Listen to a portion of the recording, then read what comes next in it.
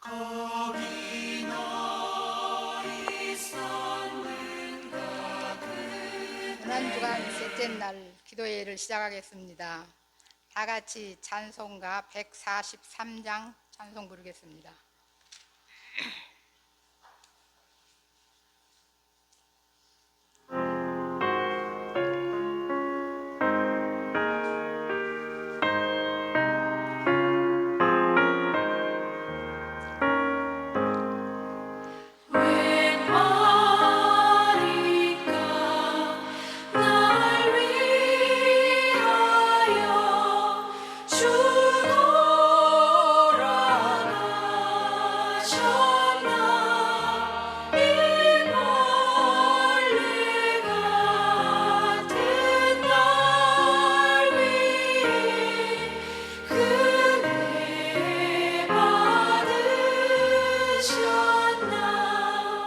내 지은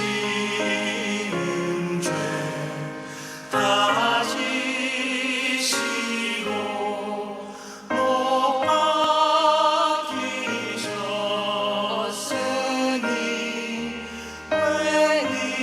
웬일인가 웬은혜인가. 그 사랑 크셔라. 주 십자가 못 박힐 때 그 해도 비밀고 그 밝은 빛 가리워서 감감케 되었네.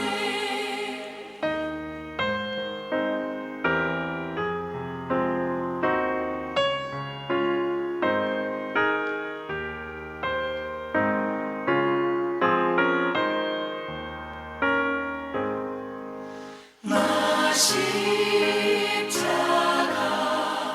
대할 때에 그 일이 고마워 내 얼굴 감히 못 들고 눈물 흘리도다. 늘 울어도 눈물로서 못 갚을 줄 알아. 목마르게 드릴 것 없어. 이 몸 바칩니다.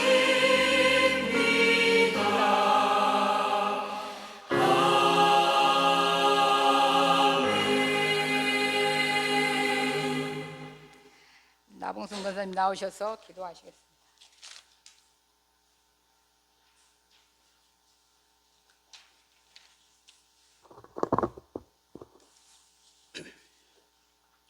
고난주간에 주님을 바라보고 주님의 얼굴을 찾으며 예배하게 하시니 감사합니다. 십자가의 사랑으로 하나님과 원수이던 죄인을 불러 자녀 삼아 주신 은혜에 감사를 드립니다. 죄인을 찾아오셔서 만나 주시고 정죄하지 아니하시고 주님의 공로로 죄와 허물을 속량하시고 깨끗게 하심을 주님으로부터 입혀주시니 감사를 드립니다. 어둠에서 빛으로 인도하여 주님의 빛을 받으며 살게 하시니 감사를 드립니다. 이 고난주간에 주님의 빛을 받은 우리 성도들이 주님의 빛을 비추며 살 수 있도록 성령 충만함과 주님의 능력으로 입혀 주시옵소서. 잠에서 깨어난과 같이 영육이 깨어나 살아나게 하여 주시옵소서. 주님의 음성을 듣는 자는 살아나리라 하신 말씀처럼 살아나게 하여 주시옵소서. 사랑하는 자여, 내 영혼이 잘되고 범사가 잘되고 강건하리라 하신 말씀이 이루어져 건강하게 하여 주시옵소서. 교회를 사랑하고 나라를 사랑하고 서로 사랑하여 주님의 말씀에 순종의 삶을 살게 하여 주시옵소서. 말씀 전하시는 목사님의 말씀이 살리고 치료하고 회복의 기쁨을 주는 은혜의 말씀 되게 하여 주시옵소서. 예배드리는 성도들이 구원함을 주신 주님을 높여 찬양하고 감사로 충만하기를 원하며 우리를 사랑하사 세상에 구원함을 주신 우리 주 예수 그리스도 이름으로 기도드립니다.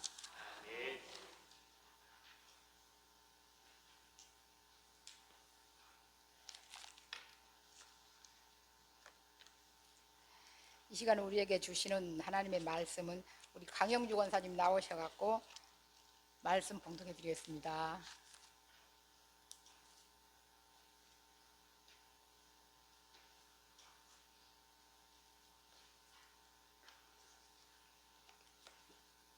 마가복음 14장 32절에서 42절까지입니다.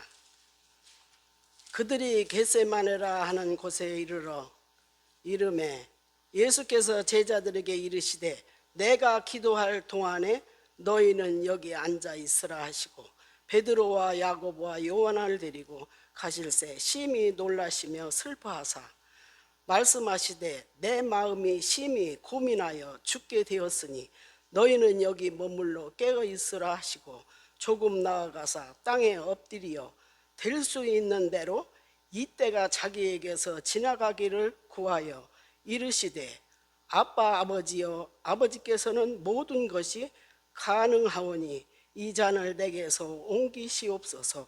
그러나 나의 원대로 마시옵고 아버지 원대로 하옵소서 하시고 돌아오사 제자들이 자는 것을 보시고 베드로에게 말씀하시되 시몬아 자느냐 네가 1시간도 깨어 있을 수 없더냐 시험에 들지 않게 깨어 있어 기도하라 마음에는 원이로되 육신이 약하도다 하시고 다시 나아가 동일한 말씀으로 기도하시고 다시 오사 보신즉 그들이 자니 이는 그들이 눈이 심히 피곤함이라 그들이 예수께 무엇으로 대답할 줄을 알지 못하더라.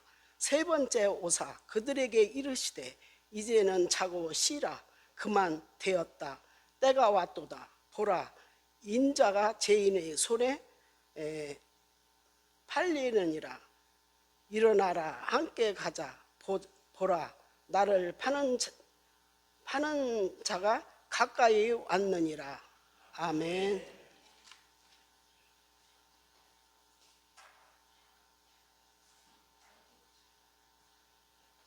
주문의 식구들 나오셔갖고 근데 식구가 작아.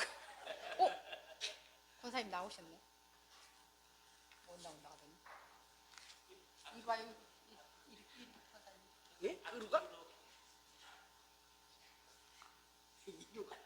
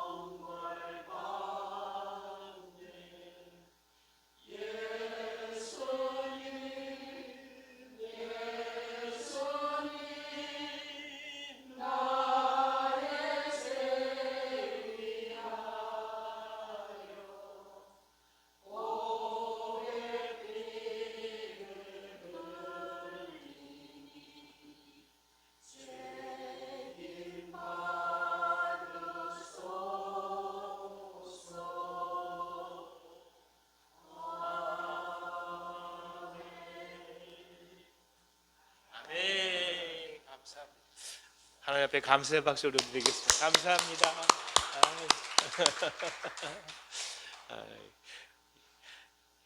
우리 주은혜 또 이 귀한 이 팀들의 하나님께서 역사하시고 또 은혜를 계속 주시기를 원합니다. 예, 입당백이십니다.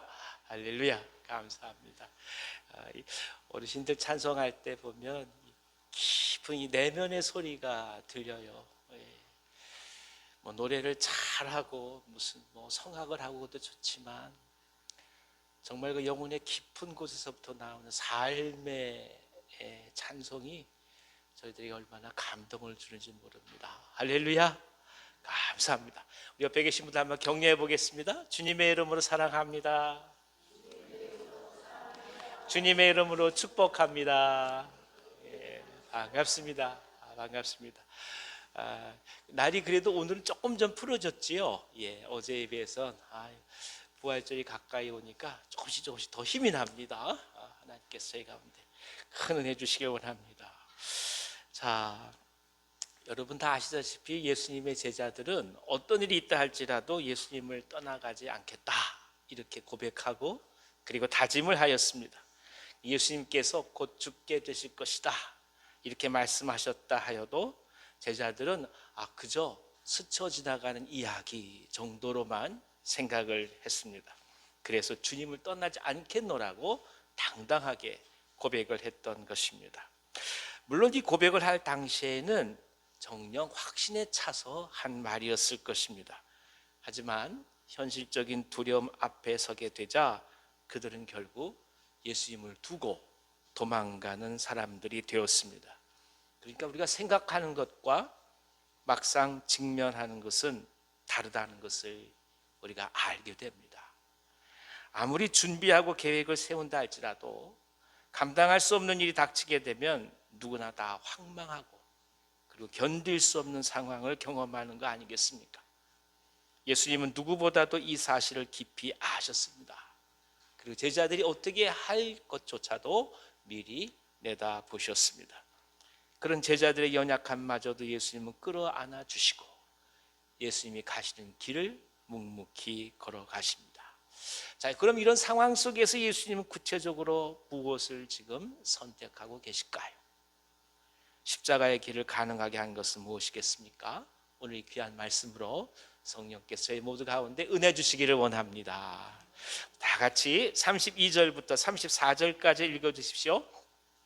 그들이 겟세마네라 하는 곳에 이름에 예수께서 제자들에게 이르시되 내가 기도할 동안에 너희는 여기 앉아 있으라 하시고 베드로와 야고보와 요한을 데리고 가실새 심히 놀라시며 슬퍼하사 말씀하시되 내 마음이 심히 고민하여 죽게 되었으니 너희는 여기 머물러 깨어 있으라 하시고. 예수님은 이 운명의 순간에 무엇을 선택하실까요? 기도를 선택하십니다. 사람마다 다 결정적인 상황에 자신이 선택하는 방법이 있을 것입니다. 저도 이런 일을 당하게 되면 괜히 엄마 얼굴이 떠올라요. 괜히 서러워요. 엄마가 보고 싶어요. 예. 예수님이 선택한 방법은 기도예요. 겟세마네가 기름을 짜는 곳이라는 뜻을 갖고 있습니다. 그러니까 기름을 짜내듯이 예수께서 주님 앞에 나아가서 기도하시는 것이 무엇인지를 우리 또 한번 이 이름을 통해서 알게 됩니다. 빈집에 들어 닥치듯이 그렇게 예수님께 갑자기 병사들이 찾아와서 예수님을 체포했다면 차라리 이 내적인 고통은 오히려 덜해지지 않았을까 생각할 때도 있습니다. 하지만 성부 하나님은 예수님에게 오히려 시간을 주십니다. 그리고 준비하게 하시고 고독의 고통을 견디도록 허락하셨습니다. 왜 하나님은 그렇게 하셨을까요? 차라리 모르면서 당하는 게 낫지 않겠어요? 이것은 너무나 잘 알고 있는 거예요. 심지어 시간마저 허락해 주시는 거예요. 하나하나 곱씹으면서 당하라는 거예요. 왜 아버지는 그렇게 하셨을까요? 먼저 이 처절한 고독의 고통의 시간 때문에 예수님은 이 모든 선택이 과연 당신 스스로 선택하는 자발적인 것이냐를 깊게 물을 수 있는 시간을 허락받으신 것입니다. 아버지께서 단지 그냥 하라고 해서 하는 것이냐, 아니면 내가 정말로 그 아버지의 뜻과 하나가 돼서 이 길을 선택하는 것이냐, 이것을 다시 고민할 시간을 주신 거예요. 아울러서 이 고통 속에서 자신의 자발적인 선택을 다시금 굳건히 해가는 내적인 투쟁을 하신 것이기도 합니다. 사실 사람에게 시간이 주어지면 언제나 피하고 다른 길을 선택할 수 있는 것이 인지상정입니다.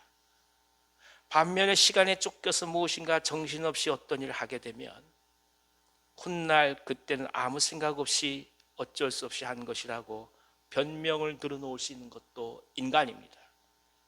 예수님은 이를 알고 계셨습니다. 그래서 시간 속에서 철저하게 자신의 선택과 결단으로 삶의 연약함을 극복하길 원하신 것입니다. 우리도 이 땅을 살다 보면 종종 어떤 것을 선택하고 결정할 때에 시간이 많이 주어질 때가 있습니다. 이것은 그렇게 할 수밖에 없는 상황에서 선택하는 것과는 질적으로 다른 경우입니다. 훨씬 더 어렵습니다. 더군다나 그것이 처절한 고통을 수반하는 고독이라는 시간 속에서 이루어지는 것이라면 정녕 쉽지 않습니다.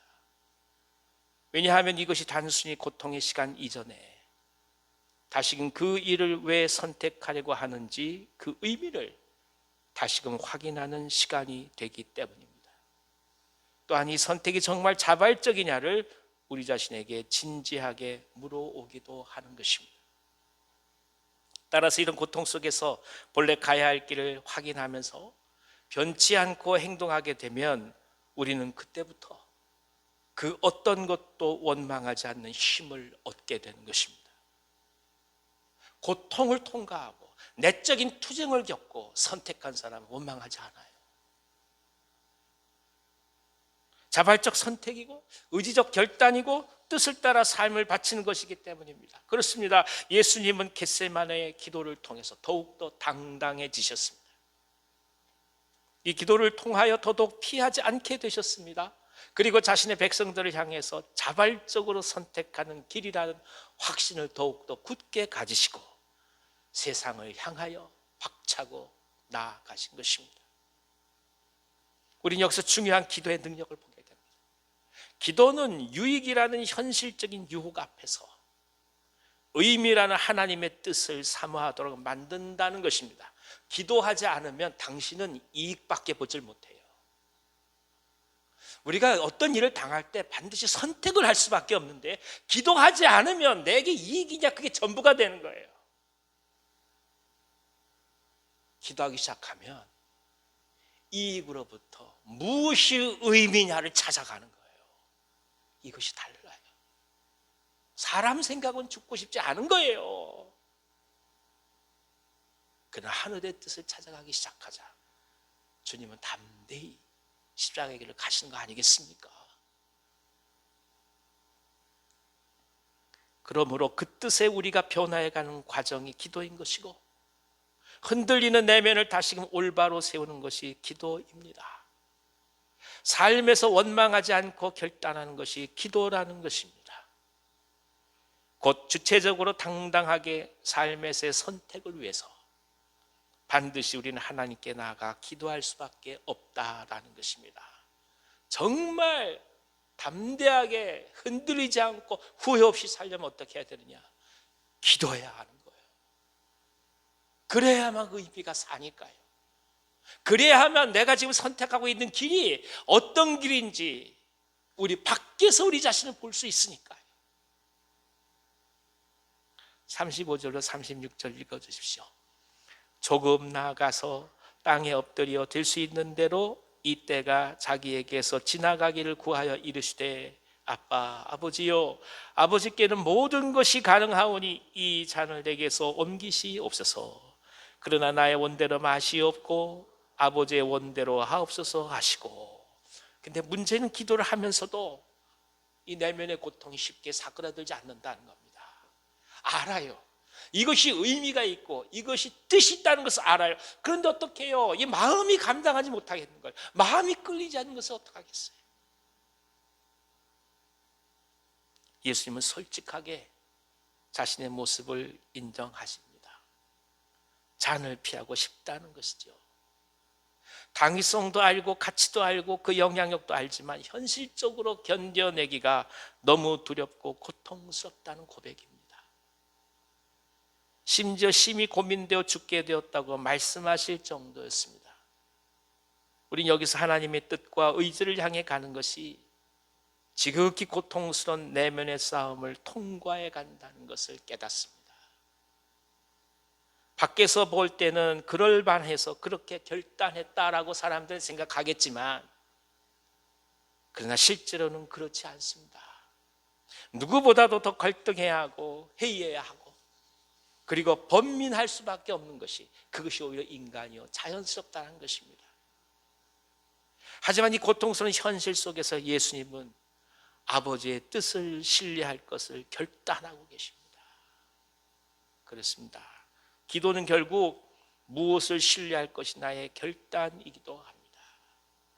그것은 이 모든 일들의 결과가 아버지의 뜻이라면 반드시 선으로 나타날 것이라 믿는 고백인 것입니다. 두려움 속에서 한 치 앞도 보이지 않는 불투명한 그런 현실 속에서 합력해서 선을 이룰 것이라는 아버지에 대한 신뢰, 그것이 성부 하나님을 향한 순종의 모습으로 지금 예수님에게 드러난 것입니다. 순종은 신뢰가 없으면 불가능합니다. 따른다는 것은 믿지 않는다면 어렵습니다. 그러므로 신뢰가 그 어떤 것보다도 소중한 것입니다. 출애굽 이후에 여호수아와 갈렙이 가나안을 정탐하고 온 이후에 어떻게 적들은 우리의 밥이다 그렇게 외칠 수 있었을까요? 다른 사람들은 다 안 된다, 우린 그저 메뚜기밖에 안 된다 그렇게 얘기할 때 오히려 적들이 밥이라고 왜 이 두 사람을 외칠 수 있었을까요? 그들이라고 두려움이 없겠습니까? 그들이라고 적들의 강구함을 몰랐겠습니까? 다 안단 말이죠. 그럼에도 불구하고 그렇게 얘기할 수 있었던 이유가 무엇일까요? 단 한 가지입니다. 하나님께서 승리할 거라 말씀하셨으니까 하나님의 하나님 되심을 믿고 가는 거예요. 그분이 그렇게 말씀하셨으니까 우리 눈에 볼 땐 그렇지 않지만 그분이 약속하셨으니 나는 그걸 믿고 가련다는 결단이요 선언인 것입니다. 이것이 여호수아와 갈렙인 거예요. 그래서 예수님은 아버지의 원대로 하옵소서 이렇게 말씀하신 것입니다. 오늘 우리가 겪고 있는 수많은 삶의 현실 이전에 과연 하나님의 약속이 우리 가운데 있다는 사실을 여러분 믿고 계십니까? 우리 다 믿을 줄 압니다. 그냥 생각으로 살아가는 거 아니잖아요. 약속 붙들고 사는 거 아닙니까? 약속 때문에 이 자리에 와 계신 것이고 약속 때문에 흔들리지 않고 기도하신 거 아니겠습니까? 그렇습니다. 할 만해서 하는 거 아니에요. 그분이 말씀하셨으니 그 믿음으로 나아가는 것입니다. 37절로 40절까지를 읽어주십시오. 돌아오사 제자들이 자는 것을 보시고 베드로에게 말씀하시되 시몬아 자느냐? 네가 한 시간도 깨어 있을 수 없더냐? 시험에 들지 않게 깨어 있어 기도하라. 마음에는 원이로되 육신이 약하도다 하시고 다시 나아가 동일한 말씀으로 기도하시고 다시 오사 보신즉 그들이 자니 이는 그들의 눈이 심히 피곤함이라 그들이 예수께 무엇으로 대답할 줄을 알지 못하더라. 잠자는 것이 설마 악하다고 말하는 것이겠습니까? 그 뜻은 아니지요. 마음과 육신의 갈등 속에서 잠은 결국 육신을 따라갈 수밖에 없는 인간의 연약함을 상징하는 표현입니다. 그만큼 약하다는 거죠. 분명 마음은 원한다고 말씀합니다. 그것이 옳다는 것을 알고 있고 그렇게 해야만 된다는 것도 익히 알고 있고 마땅히 그렇게 하는 것이 유익하다는 것을 알고 있지만 지금 이 시점에서 당장 육체가 요구하는 것을 거부할 수 없는 인간의 본성을 말씀하는 겁니다. 어떡하겠어요? 이것이 인간인 것을 말이죠. 제자들은 지금껏 사실 강행군을 해왔습니다. 편히 쉴 수 있는 환경이 아니었습니다. 졸음이 쏟아지는 것은 지극히 당연합니다. 그럼에도 불구하고 예수님께서 탄식하신 이유는 이 절대절명의 순간에 예수님께서 걸어가신 일에 대하여 제자들이 온전하게 이해할 수 없다라는 사실에 대한 절망 때문이었을 것입니다. 근데 이것이 바로 우리들의 인생사인 것을 어찌하겠습니까? 우리가 아무리 절대적이라 생각하고 그것이 중요하다고 여긴다고 할지라도 다른 사람들에게는 그렇게 이해되지 않는 것이 자연스러운 것이니 말입니다. 오히려 그것을 아파하고 서운해할수록 우리 자신들만이 흔들리기가 쉽습니다. 내가 선택하고 결단해야만 하는 일이 아니라면 누가 과연 진솔하게 우리 내면에 들어갈 수가 있겠습니까? 예수님은 오히려 제자들로 상징되는 인간의 연약함을 끌어안고 가십니다. 아쉽지만 그럼에도 불구하고 끝까지 품고 가시길 원하신 것이죠. 41절로 42절 읽어주십시오. 세 번째 오사 그들에게 이르시되 이제는 자고 쉬라. 그만 되었다. 때가 왔도다. 보라 인자가 죄인의 손에 팔리느니라. 일어나라. 함께 가자. 보라 나를 파는 자가 가까이 왔느니라. 보통 사람들이라면 온갖 원망을 쏟아냈을지도 모릅니다. 조금이라도 함께 동참해 주지 않는다고 화를 냈을지도 모릅니다. 아니 자신의 신세를 한탄하면서 나는 왜 이리 복이 없냐고 생각했을지도 모릅니다. 하지만 예수님이 자고 있는 제자들을 보고 하신 말씀은 자고 쉬어라. 그리고 때가 되었다 말씀입니다.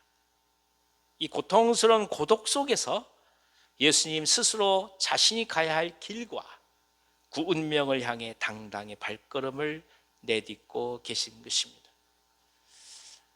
예전에 교회에서 사역할 때 저보다 2살 나이는 많은데 신학교는 2년 후배인 전도사님이 계셨어요. 신도배라는 전도사님이에요. 청년부 일을 얼마나 많이 해야 되는지 눈코 뜰 새 없이 바쁘고 힘든 일을 하는 거예요. 근데 한 번도 힘들다고 얘기하지 않아요. 그리고 말씀하시는데 참 감사하다는 얘기를 많이 하시는 거예요. 그래서 저희들이 가서 그랬어요. 우리끼리는 괜찮다고. 우리끼리는 괜찮다고. 성도들한테는 그렇게 얘기해야지 당연히. 근데 우리끼리는 솔직히 얘기하라고. 그게 무슨 뜻이겠어요? 우린 좀 이렇게 저렇게 푸념도 하고 뭐 그런 소리를 듣고 싶은 거예요. 아, 세상에 이분은 단 한마디도 그 이야기를 하지 않아요. 그게 의식적으로 그랬을까요? 아니에요. 그렇게 느끼고 고백하는 거예요, 이분이. 지금 서울 드림교회라는 교회를 김여호수아라는 목사님하고 2분이 개척했습니다. 2분이 공동 담임 목사님이에요. 얼마나 귀하게 사역하는지 몰라요.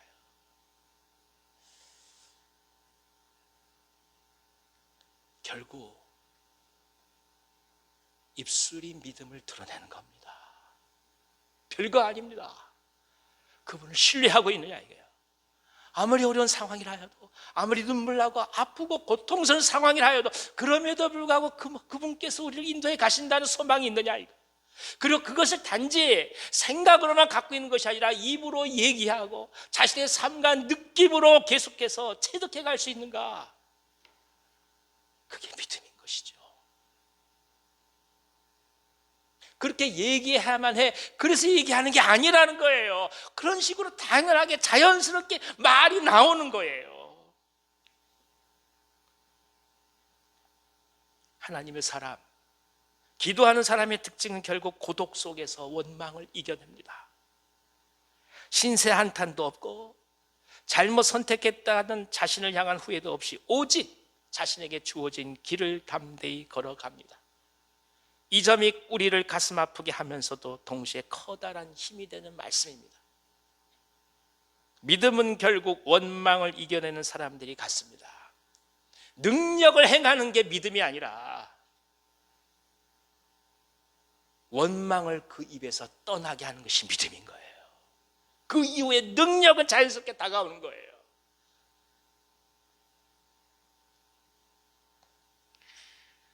믿음이 있기에 더 이상 원망이 서 있을 자리가 없습니다.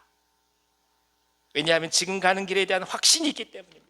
얼마나 잘 될지, 어떤 열매를 거두게 될지 계산하는 것은 그다지 중요하지 않습니다. 오히려 가야만 하는 길이니까, 그리고 그럴 만한 가치가 있다는 것을 알고 있으니까 앞을 보며 걸어가는 것입니다. 멀리 앞을 보는 사람들에게 가까운 문제는 어느 순간 사소하게 보입니다. 전쟁터에서 찰과상이 상처겠습니까? 예수님은 자신을 파는 자가 가까이 왔다고 말씀하십니다. 배신과 좌절, 절망과 회한의 자리를 피하지 않으시겠다는 선언입니다. 이것이 예수님의 선택이었습니다. 인생은 어쩌면 생각하고 싶지 않은 배신과 상처로부터 자유하지 못하는 기억과의 싸움일 수도 있습니다. 그 두려움 때문에 인식의 길 밖을 나가지 못하도록 자신을 묶는 경우도 많습니다. 우리가 흔히 하는 말 중에서 20대로 돌아가고 싶다, 30대로 돌아가서 다시 시작하고 싶다는 말이 있습니다. 물론 단순한 후회이기도 하지만 그 이면에는 자신만의 상처를 극복하지 못하는 기억의 짐이 있기 때문입니다. 회복되고 치유되는 사람은 오늘을 바라봅니다. 여러분, 지금이 우리 인생 가운데 가장 젊은 것입니다. 할렐루야. 옛날 건 그거 옛날 거예요. 지금 내가 아니에요. 내일보다 오늘 젊습니다. 내일은 내일 모레보다 젊은 거예요. 그러니까 우리는 어떡합니까? 매일매일 제일 젊게 살고 있는 거예요.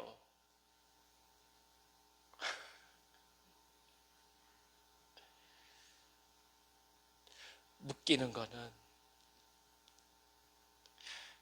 회복되지 않았기 때문이에요. 오늘 그래서 자유한 사람의 특징은 무엇을 할까를 고민하지, 그때 왜 그렇게 했을까 후회하는 게 아닙니다. 주님 말씀하잖아요. 그래, 쉬어라, 자라, 가자, 이거예요.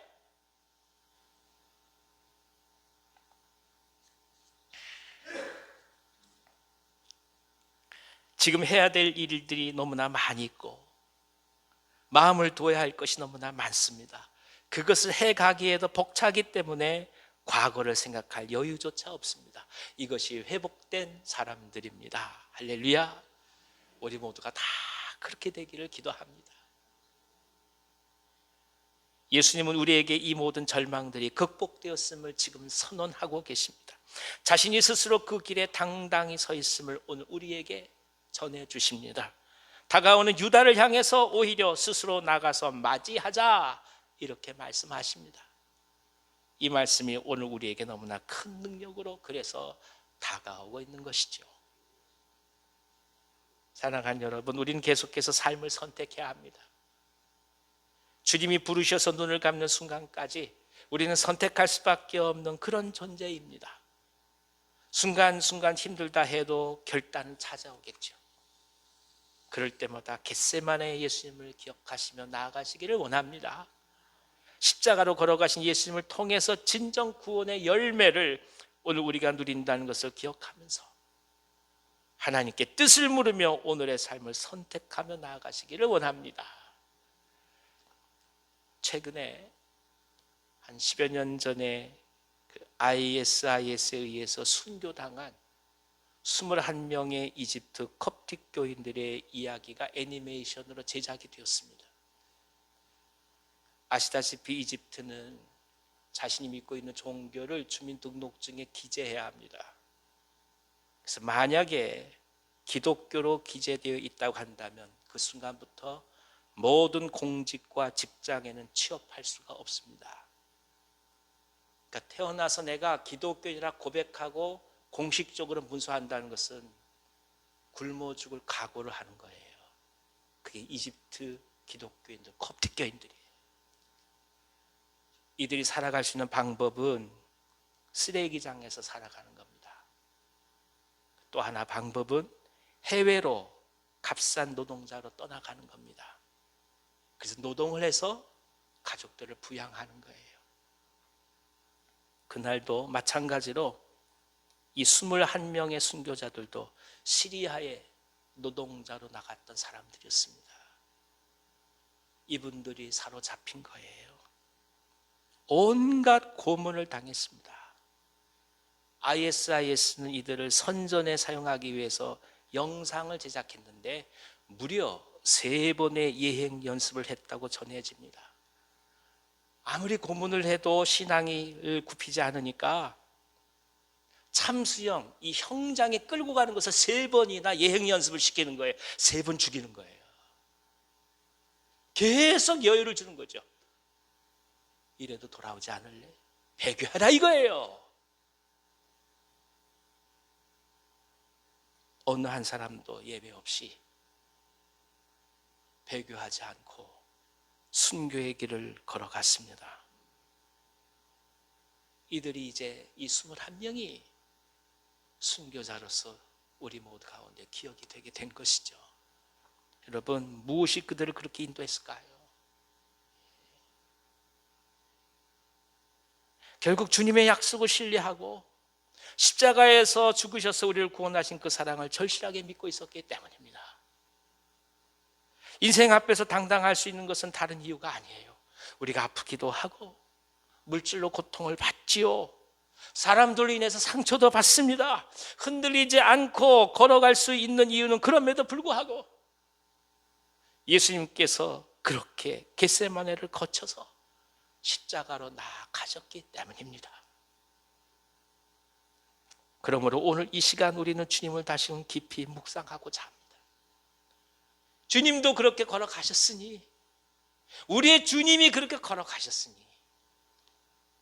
우리 또한 당신의 뒤를 따르게 하시고 흔들리지 말게 하시고 넘어지지 말게 하시고, 아니 넘어졌다 해도 다시 일어나게 하여 주셔서 뒤를 보며 아니라 앞을 보며 나아갈 수 있도록 인도하여 주시옵소서. 이것이 우리의 기도 제목 아니겠습니까? 이제 가자. 주님께서 말씀하신 것처럼 우리의 인생을 향하여, 우리 삶 속에 그리스도의 영광을 향하여, 그리스도의 십자가를 향해서 오늘도 담대히 떠나가는 귀한 믿음의 은총이 우리 모두 가운데 가득하기를 간절히 기원합니다. 주님 함께해 주시옵소서. 겟세마네의 기도를 허락해 주시고 나아갈 수 있는 용기를 허락해 주시옵소서. 기도하겠습니다. 하나님 아버지, 주님의 고난에 참여하면서 겟세마네를 바라봅니다. 기름이 짜여지듯이 온갖 고초 속에서, 투쟁 속에서 기도하신 우리 주님을 알게 하심으로 우리 삶 속에서 당당히 주님만을 바라보며 십자가의 길을 걸어가게 하여 주시고 부활의 영광을 사모하면서 오늘 기쁨과 소망으로 나아갈 수 있도록 인도하여 주시옵소서. 예수님의 이름으로 감사하며 기도하옵나이다. 아멘, 아멘. 이 시간에 우리 각자 기도하고자 합니다. 오늘 특별히 우리 경제적으로 어렵고 힘들어하는 모든 가정들, 특별히 가장들을 위해서 기도해 주시기 바랍니다. 사업을 비롯해서 애쓰며 수고하는 분들의 노고가 헛되이 되지 않게 하시고 하나님께서 지혜를 허락해 주십사. 특별히 이 땅의 경제를 위해서 기도해 주십시오. 각자의 문제를 계속해서 기도하도록 하겠습니다. 같이 통성으로 기도하겠습니다. 거룩하신